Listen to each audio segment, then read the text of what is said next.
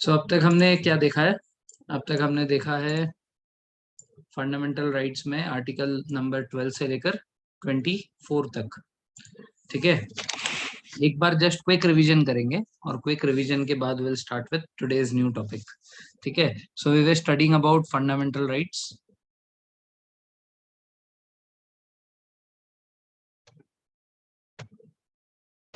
वैसे fundamental rights हमने कौन से कंट्री से लिया है? Which country from which we have taken this fundamental rights? USA से लिया है। Yes, we have taken fundamental rights from USA। ठीक है, वहां पे डिक्लेरेशन ऑफ राइट्स कहते हैं, हम लोग उसको फंडामेंटल राइट्स कहते हैं। ठीक है, United Nations declaration of rights, that is there fundamental rights, वहां से हमने लिया इसको। ठीक है, ये हमारे कौन से पार्ट में आता है कॉन्स्टिट्यूशन के? पार्ट 3 में आता है। Very good. पार्ट 1 में यूनियन एंड टेरिटरीज, पार्ट 2 में सिटीजनशिप और पार्ट 3 में सिटीजन के राइट्स। ठीक है, देन वी सॉ कि इसके लिए आर्टिकल्स कहां से कहां तक है? आर्टिकल्स 12 से लेकर 35 तक है। यस, ठीक है। अब इसमें से पहले दो आर्टिकल जिसमें हमारे फंडामेंटल राइट्स तो नहीं है लेकिन कुछ इंपॉर्टेंट है, एक है आर्टिकल 12 और एक है article 13। Article 12 talks about definition of state, है ना? तो इन स्टेट, शॉर्टली याद रखो इसको, इसमें सारे के सारे गवर्नमेंट ऑर्गेनाइजेशंस आते हैं एक्सेप्ट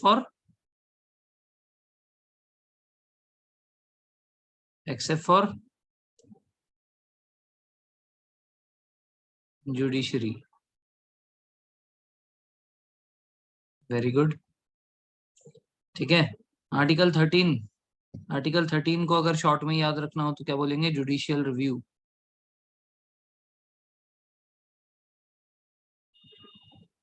इसका मतलब अगर लेजिस्लेशन में कोई भी ऐसा बिल पास होता है, ठीक है, या कोई भी ऐसा एक्ट बनता है जिससे हमारे फंडामेंटल राइट्स छीने जा रहे हो, ठीक है, अगर हमारा कोई भी फंडामेंटल राइट्स छीना जाएगा तो फिर हम लोग आर्टिकल 13 से, हम लोग नहीं बेसिकली सुप्रीम कोर्ट आर्टिकल 13 से उस लॉ को रोक देगा। ठीक है ना? So that is called as judicial review. However this term judicial review is not there in the constitution anywhere. कहीं पे भी ये जुडिशियल रिव्यू टर्म है ही नहीं हमारे कॉन्स्टिट्यूशन में, राइट? सो आर्टिकल 12 हो गया, आर्टिकल 13 हो गया। नाउ हमारे मेन वाले आर्टिकल स्टार्ट होंगे। सबसे पहला है राइट टू इक्वालिटी, है ना?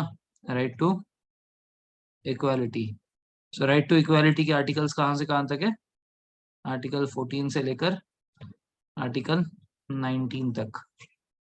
ठीक है, सो आर्टिकल 14 शॉर्ट में बताओ क्या था? अगर आर्टिकल 14 की बात करें तो आर्टिकल 14 क्या था? Right to equality before law. हाँ, 18 तक, सॉरी सॉरी, 19 से फ्रीडम स्टार्ट होता है। ठीक है, yes, right to equality before law.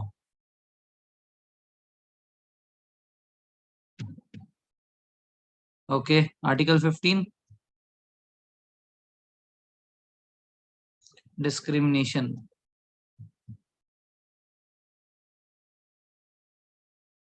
Great.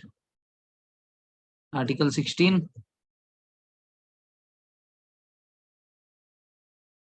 Opportunity for public employment, government jobs.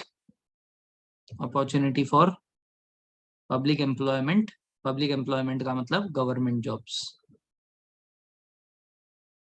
Equal opportunity मिलेगा। Okay, article 17 untouchability.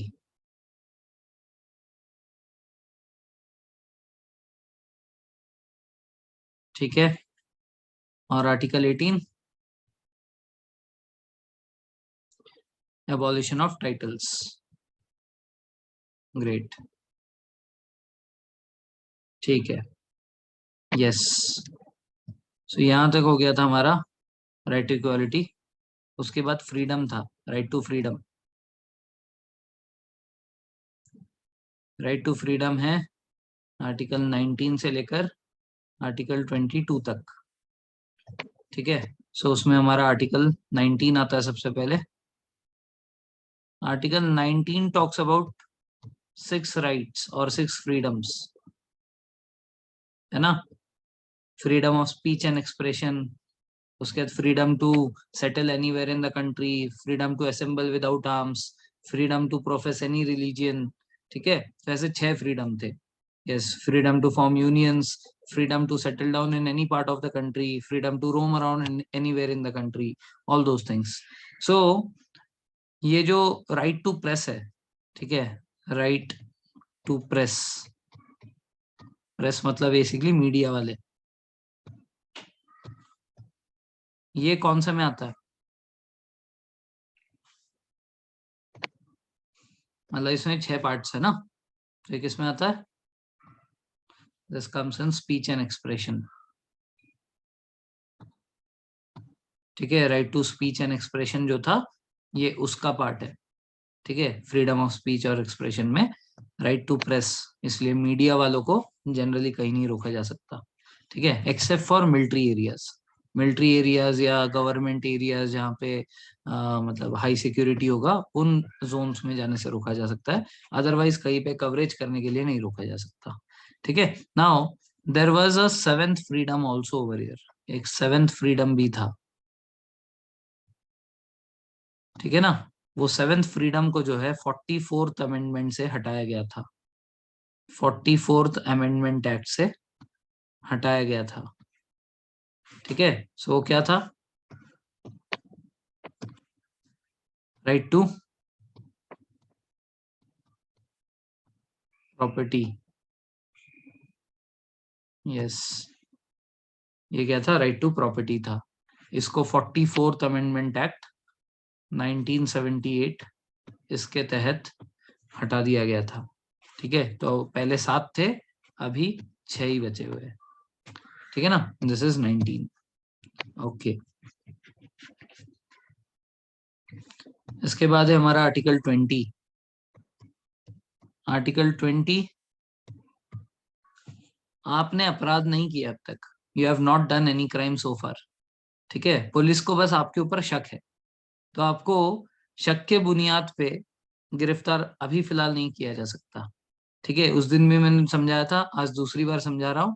आर्टिकल 20 और आर्टिकल 22 का डिफरेंस क्या है? आर्टिकल 22 में आपने ऑलरेडी क्राइम कर लिया है, अब आपको अरेस्ट करने के लिए घर में आ रहे लोग। ठीक है ना, तो घर से पकड़कर ले जाने के लिए भी आपके पास कुछ राइट्स होते हैं, कि आपको उनका अरेस्ट मतलब अरेस्ट वारंट देखने का हक है, कि मेरे को अरेस्ट वारंट दिखाओ, कौन से आधार पे मेरे को अरेस्ट कर रहे हो। ठीक है ना, उसके बाद फीमेल्स को जैसे रात को 6 बजे से लेकर दिन में 6 बजे तक अरेस्ट नहीं किया जा सकता। ठीक है, फिर फीमेल्स को अरेस्ट करने के लिए कोई लेडी ऑफिसर की होने की जरूरत है। फिर अगर आपको जेल में लेकर भी जाते हैं तो भी आपको 24 आवर्स के अंदर अंदर जो है कोर्ट के सामने प्रोड्यूस करना पड़ेगा। ये सब आर्टिकल 22 है, जिसमें क्राइम आपने ऑलरेडी कर लिया है। ठीक है, मतलब बेसिकली पुलिस को शक नहीं है, अभी आपको सीधा अरेस्ट करने के लिए है। वैसे क्राइम किया है कि नहीं किया है वो तो कोर्ट में फैसला होगा, तो बात की बात है, बट इन दैट केस वहां पे अरेस्ट करने के ऊपर राइट्स है। यहाँ पे है कि आपके ऊपर मुकदमा कब लगा सकते हो और कब नहीं लगा सकते, वहां की बात हो रही है आर्टिकल 20 में। ठीक है, whether they can press a charge against you और whether they can not press a charge against you is discussed in article 20। So article 20 में राइट अगेंस्ट क्या बोलते हैं, कन्विक्शन। ठीक है, राइट अगेंस्ट कन्विक्शन, तो अगर आपको कन्विक्शन करना है तो कौन से आधार पे नहीं कर सकते, उसके 3 वो है। ठीक है, राइट अगेंस्ट कन्विक्शन,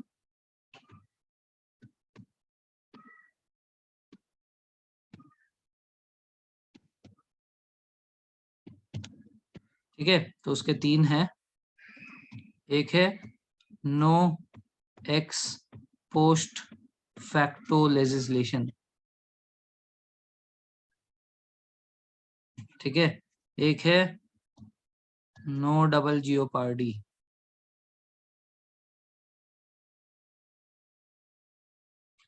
और एक है नो सेल्फ इनक्रिमिनलाइजेशन। ठीक है, इसका मतलब आपको ऐसे किसी चीज के लिए सजा नहीं हो सकती जो काम आपने क्राइम मतलब मान लो कि आज के डेट में क्राइम है, बट आपने वो काम 5 दिन पहले किया था जब वो कानूनी नहीं था। 5 दिन पहले वो कोई मतलब ऐसा कोई क्राइम ही नहीं था। वो तो आज के डेट में गवर्नमेंट ने कोई नया लॉ पास किया जिसके हिसाब से वो क्राइम हो गया। जैसे हेलमेट को लेके होता रहता है, तो हेलमेट आज के डेट में जो है पुलिस नहीं पकड़ रहा, कल को जो है गवर्नमेंट स्ट्रिक्ट लॉ पास कर देगा कि अगर आज से कोई हेलमेट नहीं पहनता है तो फिर उसको जो है फाइन लगेगा। तो अगर मान लो ये 4 दिन बाद हुआ हेलमेट वाला केस, और मैंने आज हेलमेट नहीं पहना और पुलिस वाले ने हमारा फोटोग्राफ ले लिया, तो 4 दिन बाद जब वो नया लॉ आएगा तो वो हमारा आज का फोटो दिखाकर हम पर फाइन नहीं ले सकता, कि जिस दिन फोटो खींचा था उस दिन वो कानून नहीं था। ठीक है ना। नो डबल जियोपार्डी, एक ही चीज के लिए आपको 2 बार सजा नहीं हो सकती। इसका मतलब ये भी है कि लेट से आपने सीट बेल्ट नहीं पहना है, ठीक है ना, और आपका एक सिग्नल पे जो है चालान कट चुका है ऑलरेडी, ठीक है, तो वो चालान आप अगले वाले पे भी दिखा सकते हो। वैसे तो आपको पहन लेना चाहिए, ठीक है, क्योंकि सीट बेल्ट तो बस खींच के लगाने वाली चीज है। एक बार आपको फाइन दिया तो इवन दो आपको नेक्स्ट वाले पे फिर से फाइन नहीं कर सकते सेम सजा सेम क्राइम के लिए, ठीक है, according to no double jeopardy. ठीक है। वैसे ही आप मान लो कि घर से हेलमेट लेकर नहीं निकले हो, ठीक है, अब घर से नहीं लेकर निकले हो, अभी एक एक जगह पे आपका चालान कट गया, तो अगले सिग्नल तक क्या भगवान उसको भेज देंगे अपने पास? नहीं भेजेंगे। तो दैट मीन्स एक सिग्नल पे आपका चालान कटा है तो अगले सिग्नल पे ही बिना हेलमेट के ही जाओगे ना। सो उस जगह पे आपको सिर्फ वो रिसीट दिखानी है कि मेरे को ऑलरेडी इस चीज का फाइन लग चुका है। सो नो डबल जियो पार्टी के तहत आपको दोबारा उसके लिए फाइन नहीं हो सकता। ठीक है। नो सेल्फ इनक्रिमिनलाइजेशन मतलब जब आप कोर्ट में खड़े हो, आपके खिलाफ कोई सबूत नहीं मिल रहा है, ठीक है, तो आपको जो है पुलिस 3rd डिग्री का टॉर्चर कर करके जो है बुलवाई देती है कि भाई बोलना ही पड़ेगा तुमको कि तुम ही ने क्राइम किया है। तो ये कोर्ट में नहीं चलता। ठीक है। कोर्ट में जो है there has to be at least some witness. ठीक है, एविडेंस तो ठीक है, अगर वो भी नहीं है तो फिर एटलीस्ट कोई विटनेस तो चाहिए आपके अगेंस्ट में। आप अपने सिर्फ खुद के मुंह से बोलते हो, ठीक है, और आपके खिलाफ कोई दूसरा सबूत नहीं मिलता है आपके बोलने के अलावा, आपके स्टेटमेंट के अलावा, तो फिर वो कोई ऐसा बुनियाद नहीं होगा जिसके तहत आपको सजा मिल सके। ठीक है, तो ये 3 वो पॉइंट्स थे। फिर उसके बाद article 21। Article 21 is right to live with dignity. ठीक है, dignity and personal freedom, personal liberty. Yes. ठीक है, right to live with dignity and liberty, this is very very important. ठीक है, और इसी में आपका जो है वो सब आता है, प्राइवेसी, इंटीमेसी,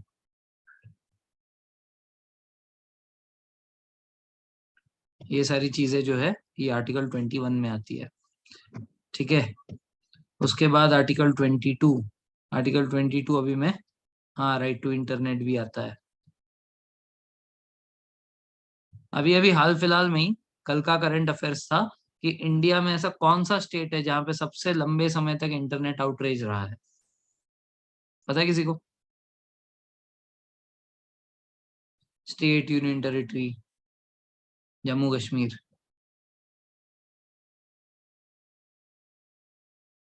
ठीक है, जम्मू कश्मीर में बहुत लंबे समय तक इंटरनेट डिसरप्ट करके रखा हुआ था। ऐसे आए दिन करती है government, even though it is a fundamental right, but government कर देती है आउटरीच। ठीक है, मतलब उसके लिए भी वो है कि there are certain grounds on which you can actually cut off the internet, तो गवर्नमेंट उन ग्राउंड्स पे कट ऑफ कर देती है।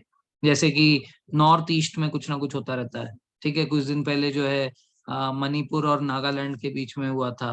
ठीक है, ऐसे ही किसी ना किसी, अब थोड़ी ना है वहां पे। अरे तो मैंने क्या पूछा, मैंने कहा कि सबसे कल वो लिस्ट निकली थी कि इंडिया में कौन से स्टेट या यूनियन टेरिटरी में सबसे लंबे समय तक इंटरनेट आउटरीच था। मैंने ये नहीं कहा कि कल खत्म हुआ।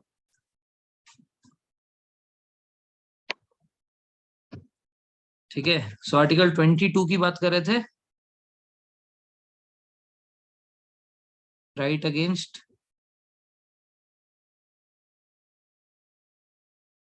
Conviction for offences.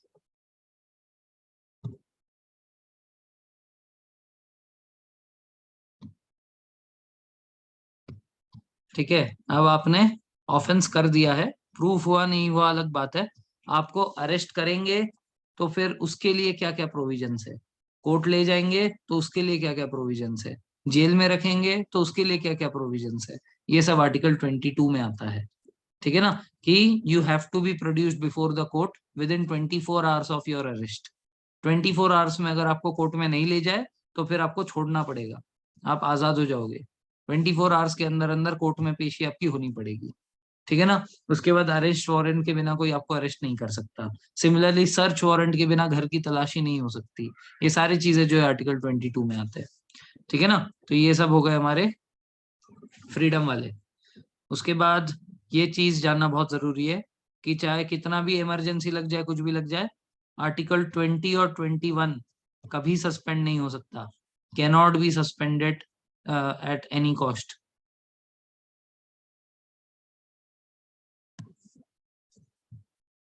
Cannot be suspended at any cost, चाहे कितना भी नेशनल इमरजेंसी लगे, कुछ भी लगे।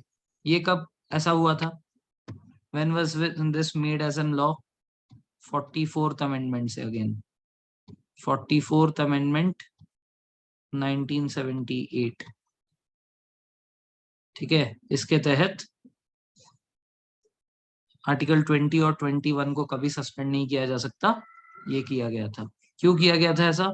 क्योंकि जस्ट बिफोर दिस पीरियड 1975 से लेकर 1977 तक इंडिया में बिना किसी वजह ऐसी नेशनल इमरजेंसी लगा रखी थी, ठीक है। तो इस नेशनल इमरजेंसी में कई लोगों को जो ऐसे ही पकड़ के जेल में डाल देते थे, ठीक है, पॉलिटिकल लोगों को खासकर।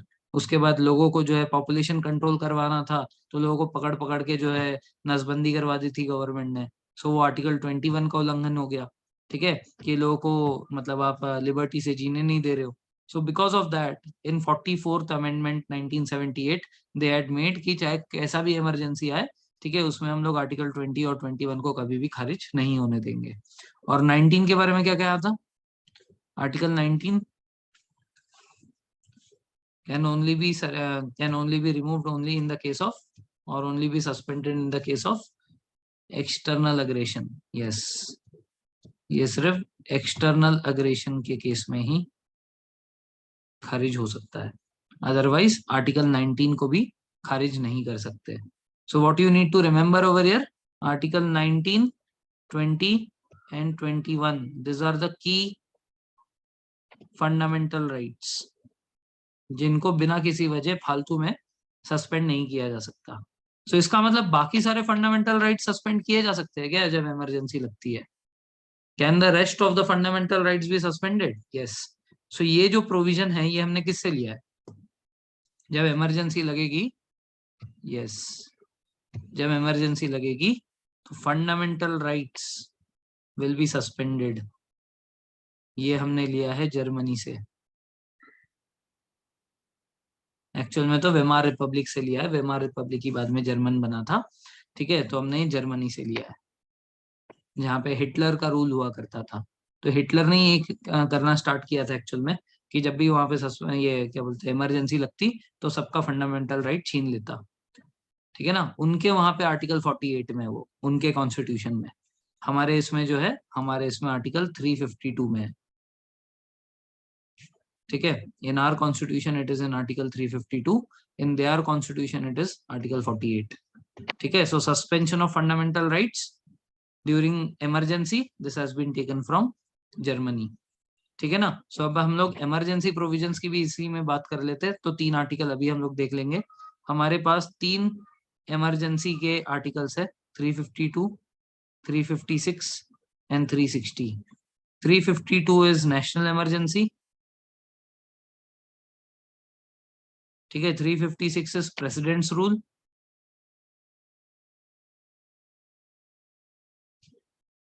And article 360 is financial emergency,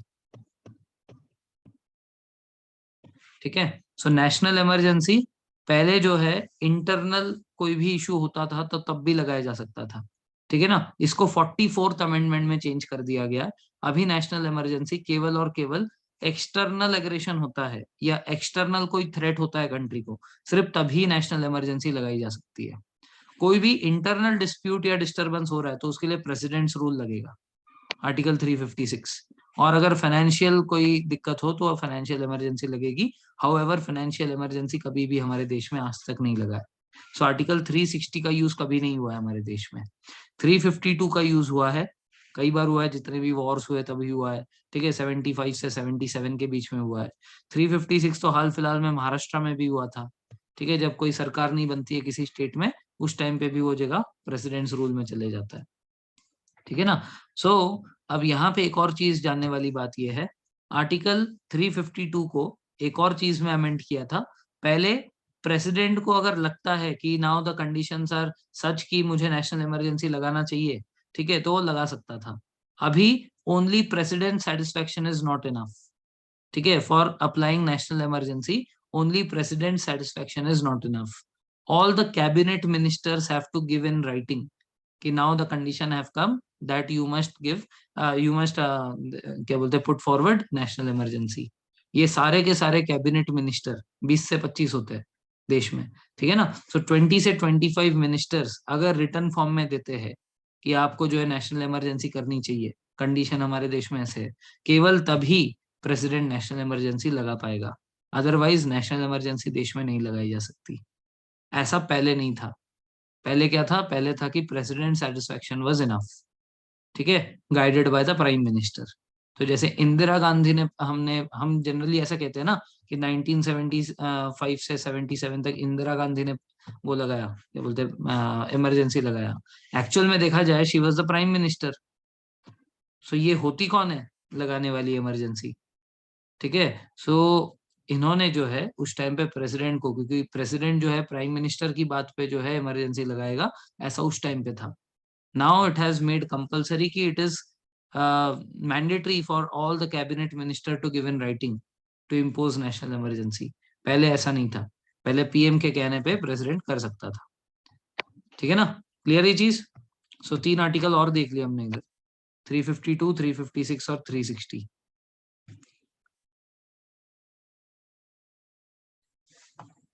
India को सीजे भी उन्होंने ही अपॉइंट किया था ना, नहीं नहीं, वो अलग चीज था। दैट वाज, मतलब आप ये कह रहे हो ना कि chief justice of India was appointed as prime, ये प्रेसिडेंट एट दैट टाइम, वो अलग चीज है। वो ऐसा था कि उस टाइम पे इंडिया के प्रेसिडेंट गुजर गए थे, वाइस प्रेसिडेंट उस टाइम पे थे नहीं, तो कुछ समय के लिए, सम डेज के लिए जो है ये सीजीआई, हिदाउत हिदाउतुल्लाह ऐसे कुछ नाम है उनका, हिदमतुल्लाह ऐसा कुछ, एक मुस्लिम थे, he had become the president for time being, ठीक है, chief justice of India becoming president, वो पहली बार हुआ था ऐसा। हिदायतुल्लाह, हिदायतुल्लाह नाम था उनका।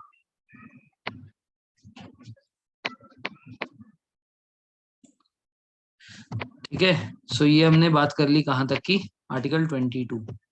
आर्टिकल 22 के बाद right against exploitation, right against exploitation, इसमें 2 आर्टिकल है, 23 और 24। Article 23 is related to human trafficking and forced labour, ठीक है, human trafficking and forced labour.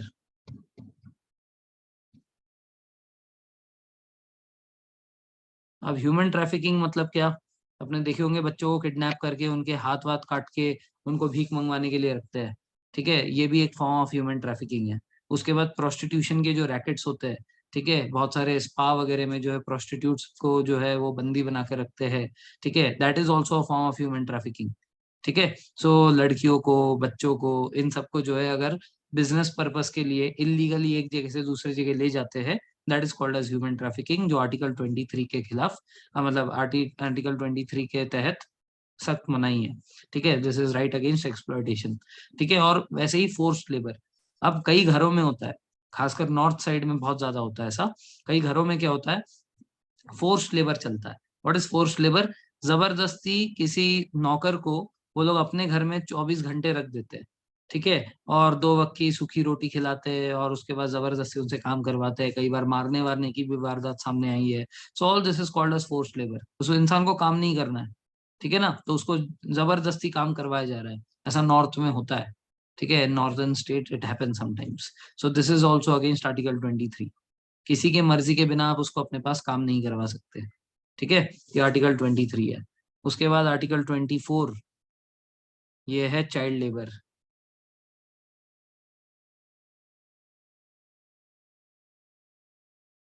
ठीक है, child labour, children can not work in factories etcetera.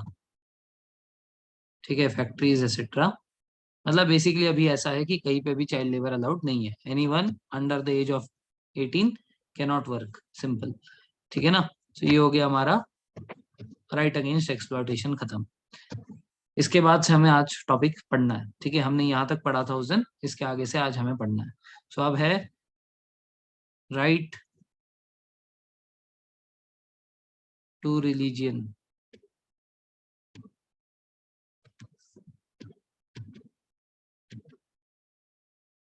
ठीक है, तो राइट टू रिलीजियन में आर्टिकल 25 से लेकर आर्टिकल 28 तक आता है। इसको बहुत ज्यादा डीप में पढ़ने की जरूरत नहीं है, कभी नहीं आएगा। ठीक है, बहुत ही ज्यादा कंट्रोवर्शियल चीज है, तो that is why they never ask this.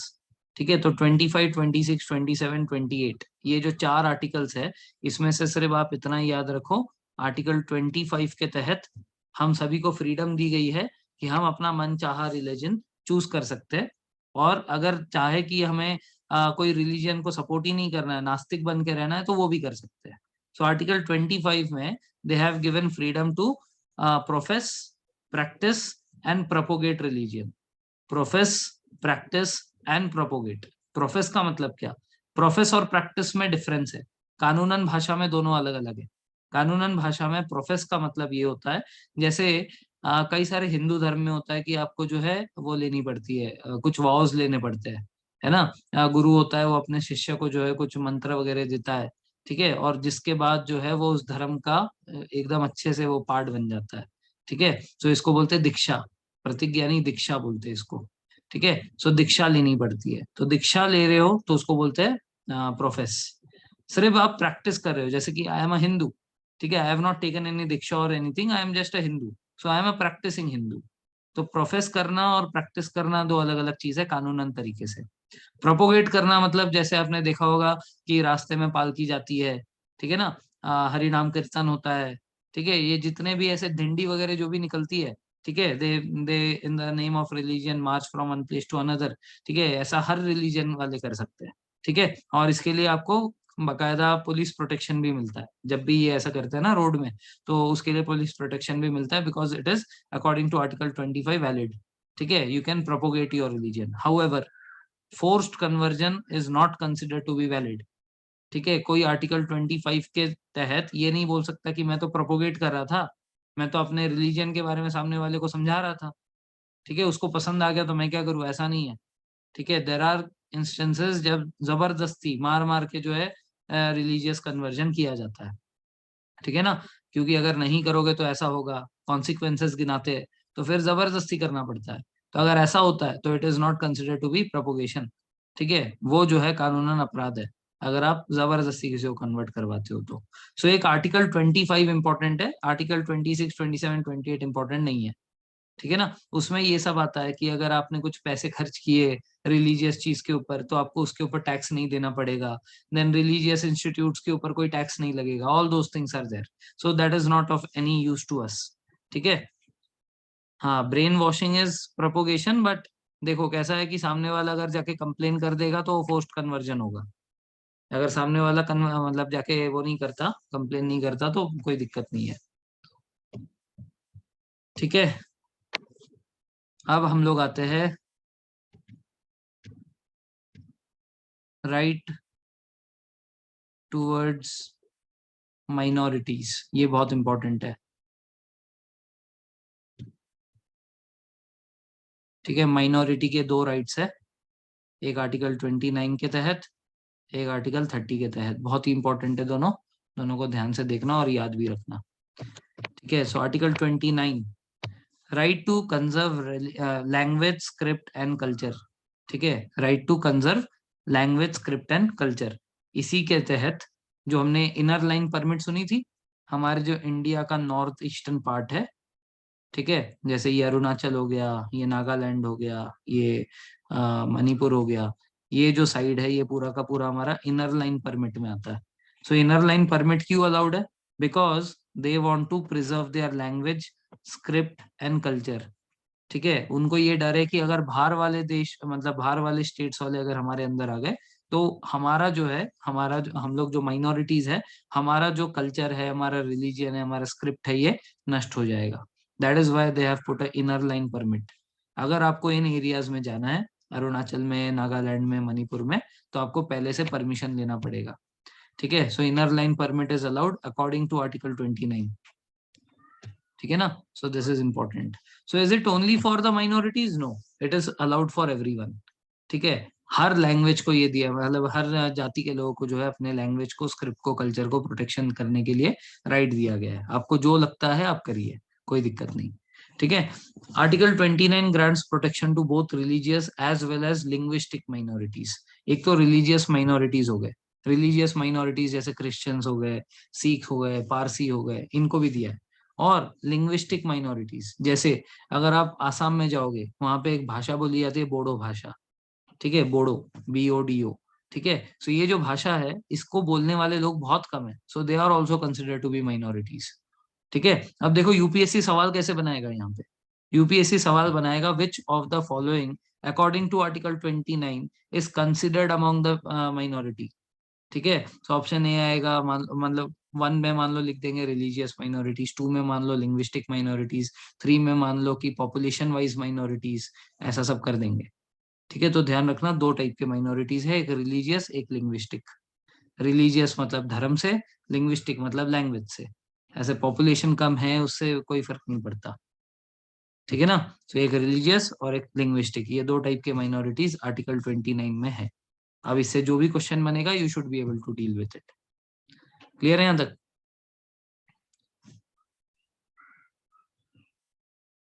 Okay,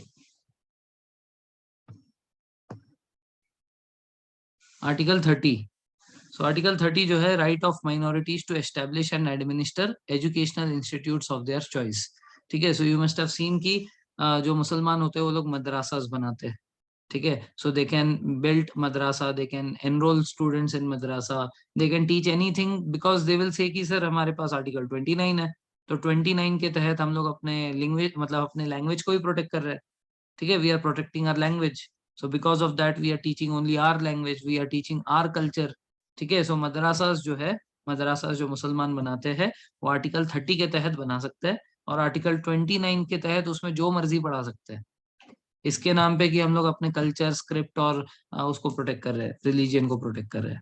ठीक है, so minorities can establish and administer educational institutes of their choice, and they can teach whatever they want to teach. ठीक है, क्लियर है यहाँ तक?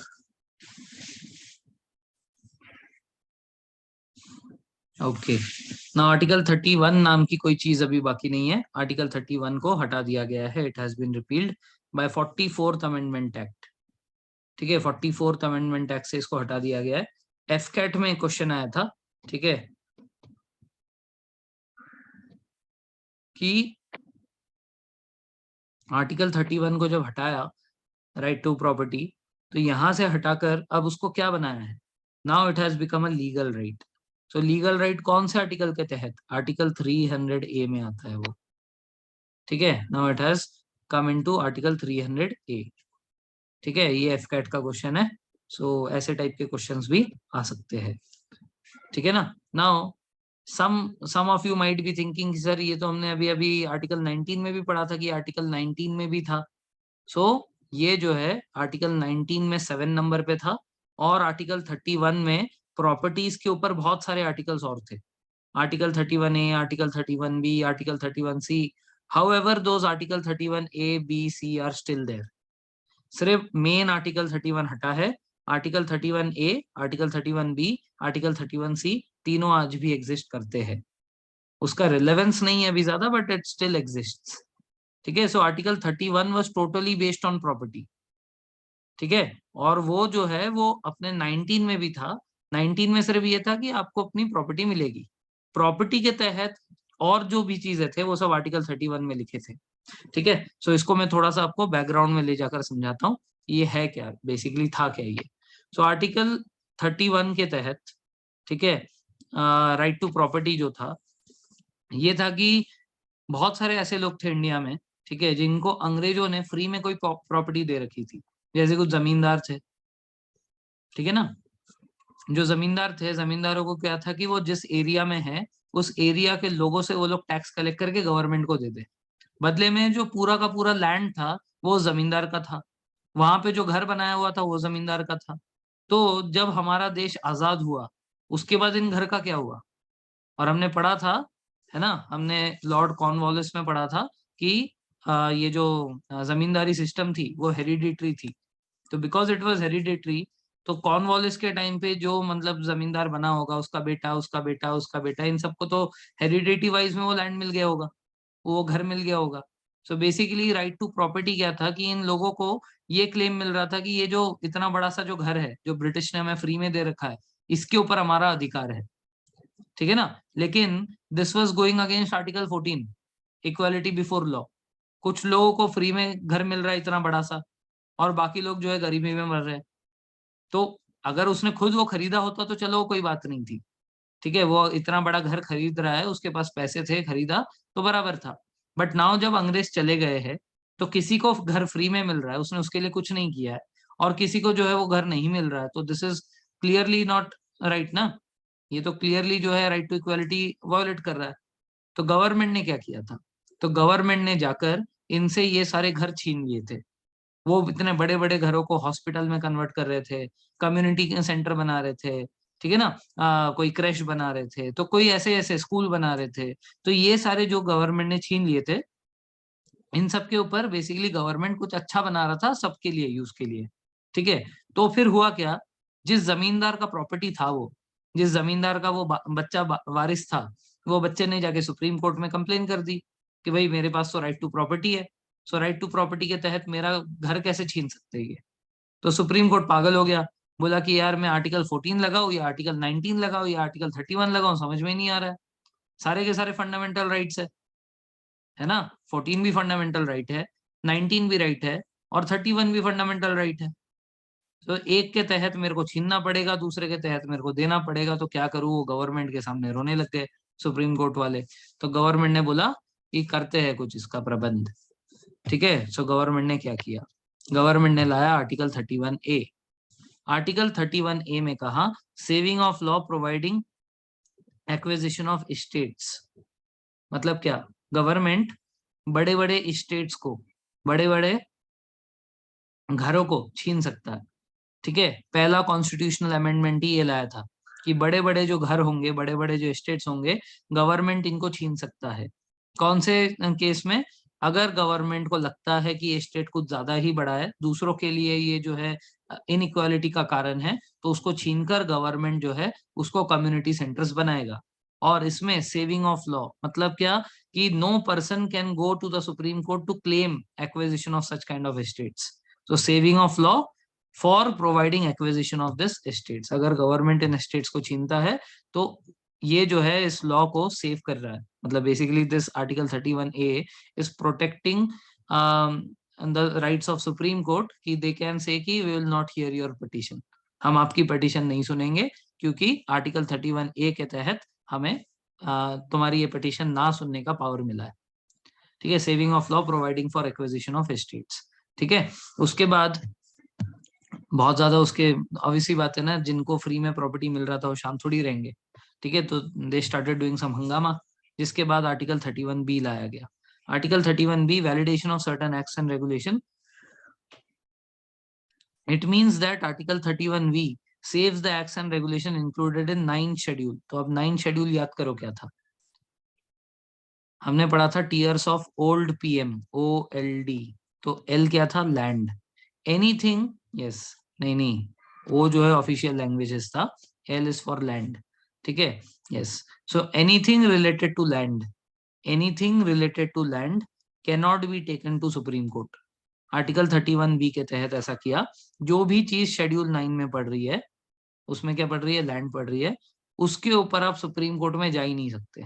Anything that comes under article ये schedule 9, you can not go to the supreme court, it can not be challenged, ठीक है। So it was safe from being challenged by the court, ठीक है, on the grounds of fundamental right being violated, ठीक है। सो इससे जो है वो जुडिशियल रिव्यू से सेव हो गया, ठीक है। सो गवर्नमेंट जब भी कोई ऐसा कानून बनाएगी, वो जो है वो जुडिशियल रिव्यू आर्टिकल 13 के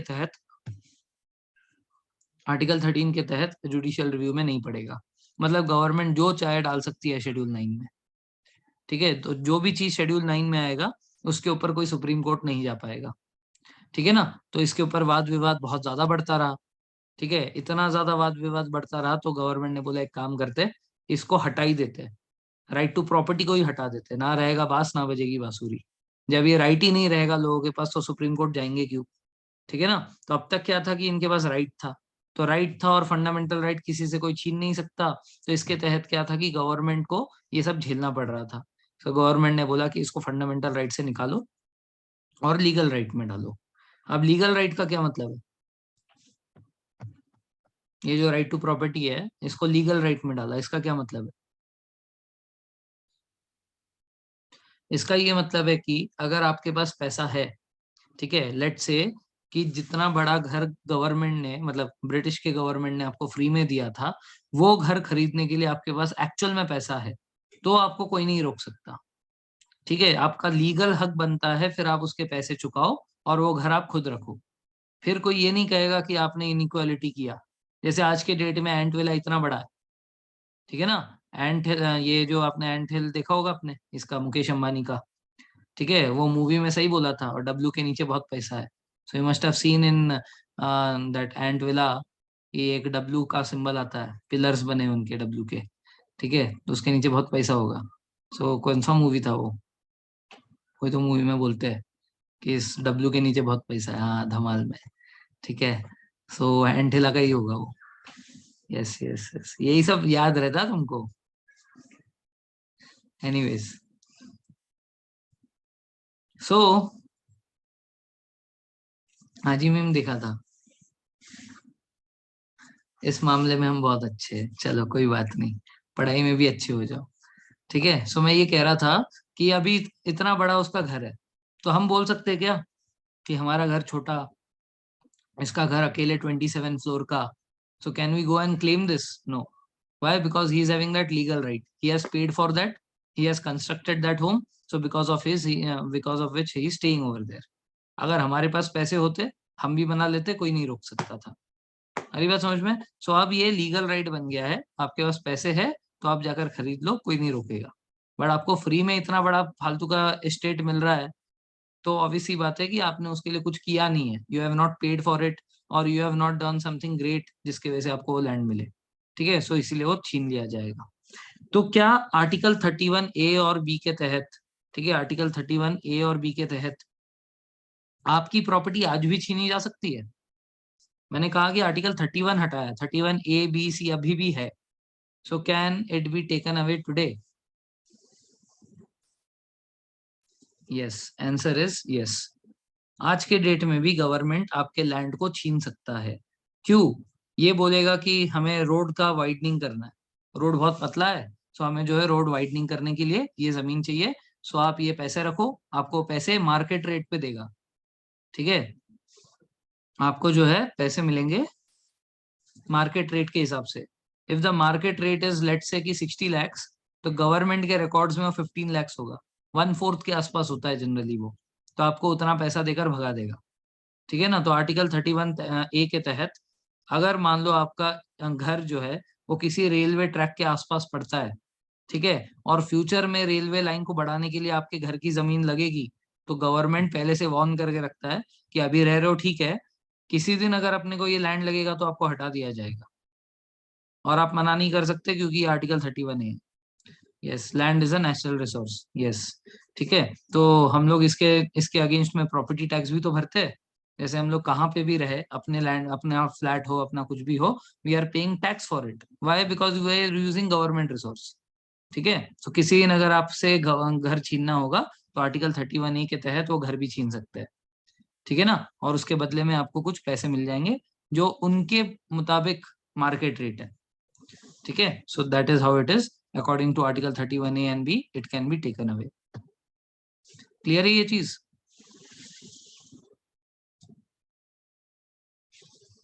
ओके, अब आर्टिकल 31C क्या है? Now this is little different. Article 31C जो है ये लैंड से रिलेटेड ही नहीं है, this is not related to land at all. आपने रिजर्वेशन सुना है कि एससी को, एसटी को और ओबीसी को और इन सबको जो है रिजर्वेशन मिलता है। So don't you think this is discrimination, this is inequality? So ये सब नहीं लगता आपको?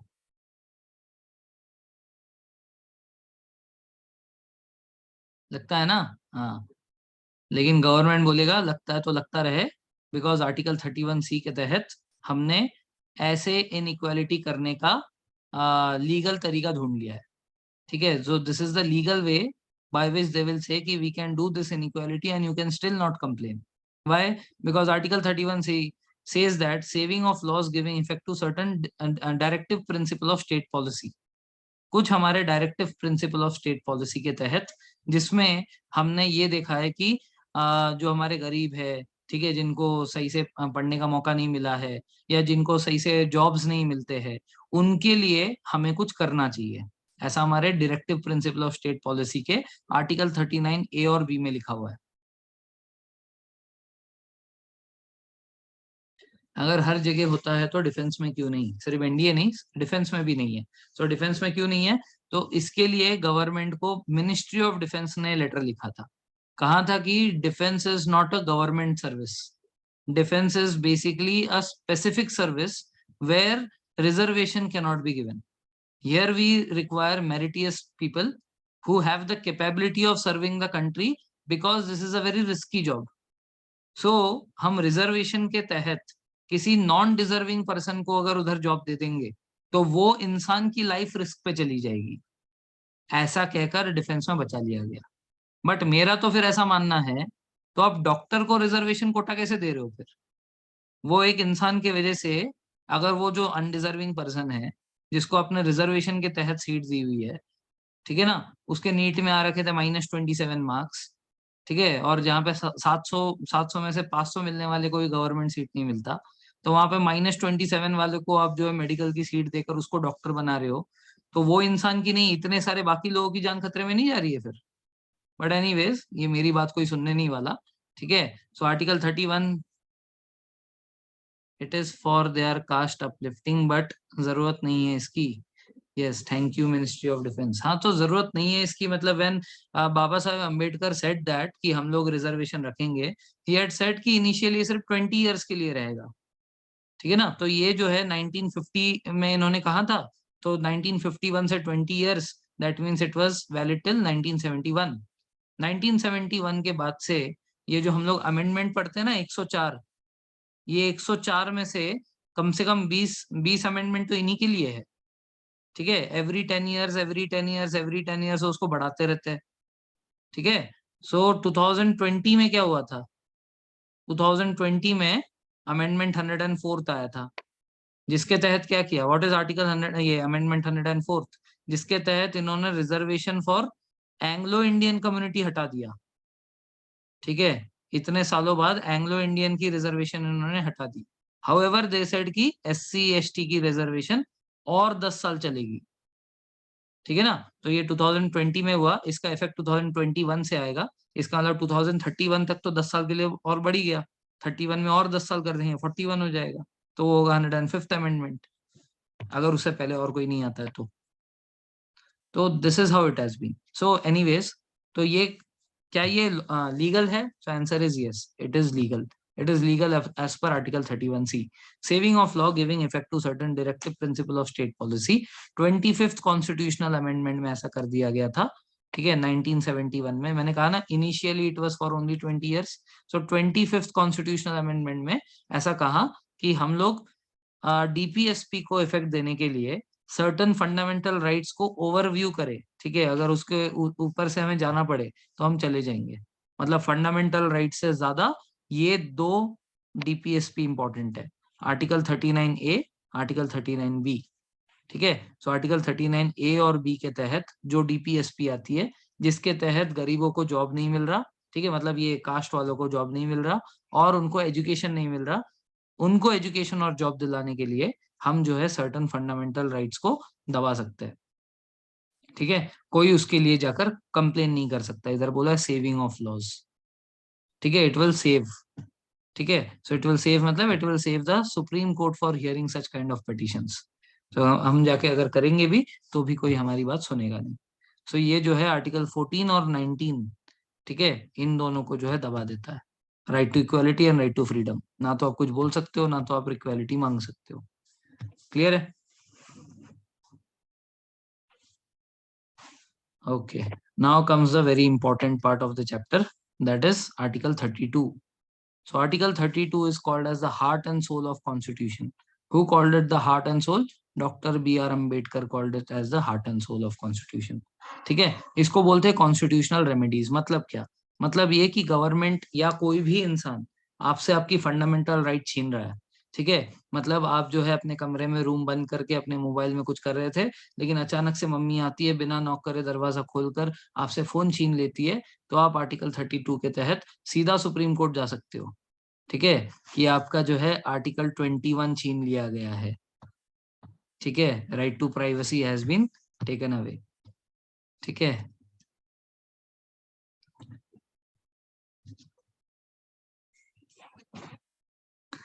रिस्क बहुत है। और यहाँ से दिल्ली जाने के लिए सुप्रीम कोर्ट में ये करूंगा मैं। ओके। और यहाँ से सुप्रीम कोर्ट जाने के लिए मम्मी से ही पैसे लेना, मम्मी पैसे दो ना, सुप्रीम कोर्ट जाना है, क्यों? आपके खिलाफ कंप्लेन करने।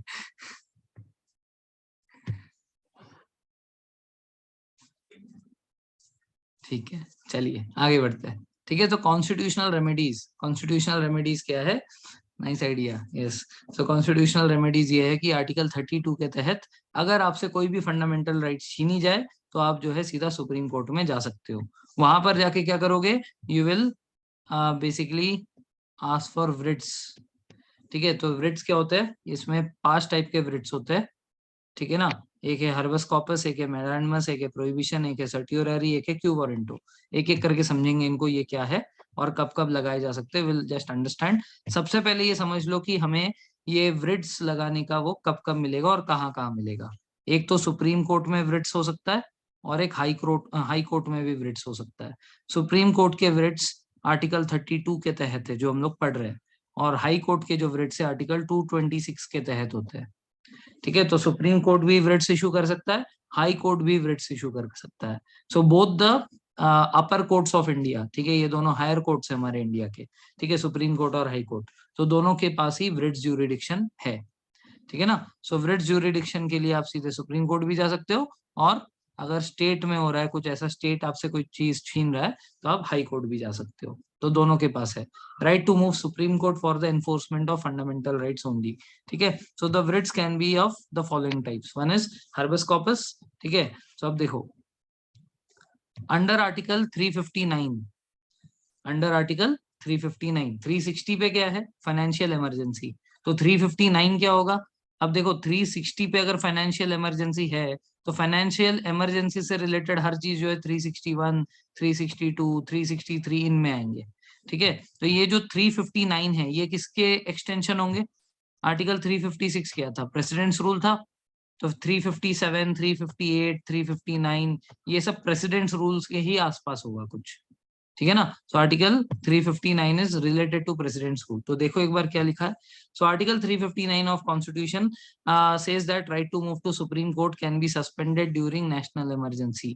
कोई भी नेशनल इमरजेंसी चल रही होगी, तो उस टाइम पे जो आपके फंडामेंटल राइट्स को सस्पेंड किया गया है, इसके तहत आप सुप्रीम कोर्ट में जाकर चैलेंज नहीं कर सकते कि हमारा फंडामेंटल राइट कैसे छीन लिया।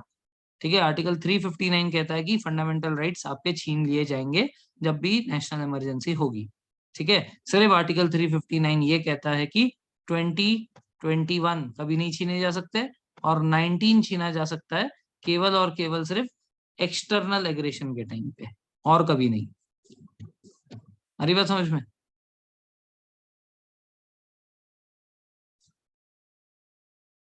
Is this clear? Okay, okay. अब हर्बस कॉपस कब लगा सकते हैं? तो हर्बस कॉपस का मतलब होता है इन रिटर्न ऑफ अ बॉडी।